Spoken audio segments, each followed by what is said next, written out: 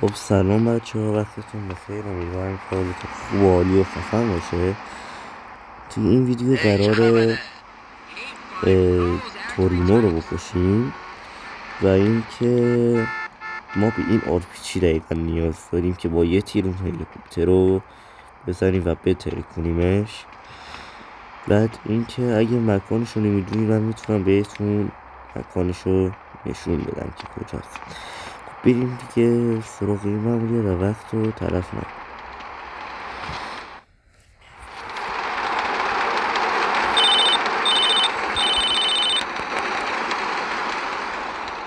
کارل، منم ووزی. یه خبرایی برات دارم. ای ووزی، جریان چیه؟ افرادم اون بنی رو که میخواستی تو داونتاون پیدا کردن. و تورینو؟ آره، اون اونجاست.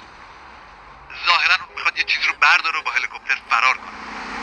شروع کردن به بار زدن جعبه ها. یه چیزی درباره تورینو درست نیست. اگه چیزی شنیدی سر صدا کن.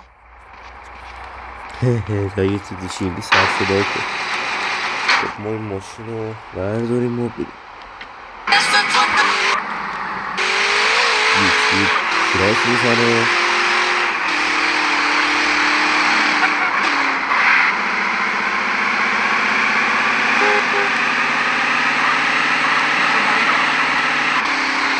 کسی حرفی نیست.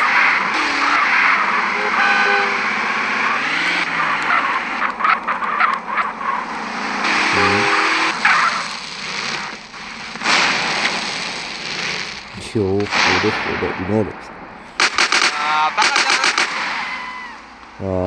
شبت لعنت بشه. آره یو اول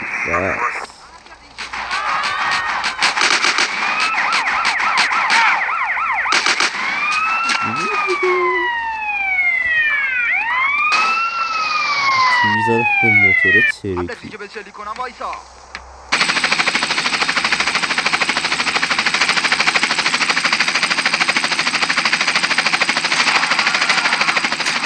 آها بعد یاریش کن برو به تکنیک. برو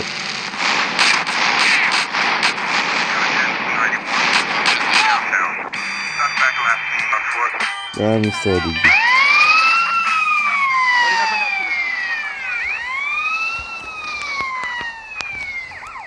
اینکه به همین سادگی تونستیم اینو هم بکشیم و کمترین زمان. و اینکه بچه ها لطفا لایک کنید، کامنت بذارید و اینکه به این هنوز اوه خدایا یعنی چی همچین چیزی؟ این میگه نه ترکید این موتورو یه چیز زدم ترکید دیگه. خدا من جونم کم شد. عجیب نیست؟ آقا بچه داشتم گفتم لایک و کامنت و ساب چنل یادتون نره و امیدوارم که همیشه حالتون خوب باشه و خدا نگهدار.